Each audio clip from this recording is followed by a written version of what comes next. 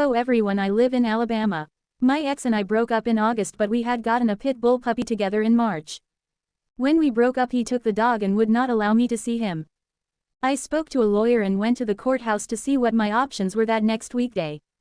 I took the dog while he was at work. My name was still on the lease and the majority of my belongings were there, but stupidly gave him back as we made an agreement to share the dog that day. I was supposed to get the dog back the next day but realized that he had blocked me on everything. He even blocked me on Cash App. I also know that he's already gotten him an account at another vet, but I'm not sure if he's taken him for care as the puppy isn't due for vaccines until next spring. I was the only one that had communication with the previous owner and paid for the dog. I have time-stamped bank statements and the messages to prove that. The dog is also registered to me and his vet papers are under my name. In the court response, my ex claims that he paid for all of the food and vet bills and that he's the registered owner.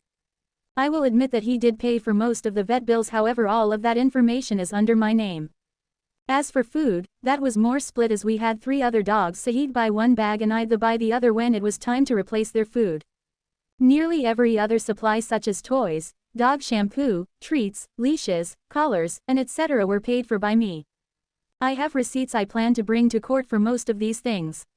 The last thing I was planning to mention in court is that for the lease agreement with the house we were renting, pit bulls are not allowed. We were both wrong for still getting the dog knowing this, but I was hoping to use it to my advantage as I am not restricted in the type of dog I can have where I currently live.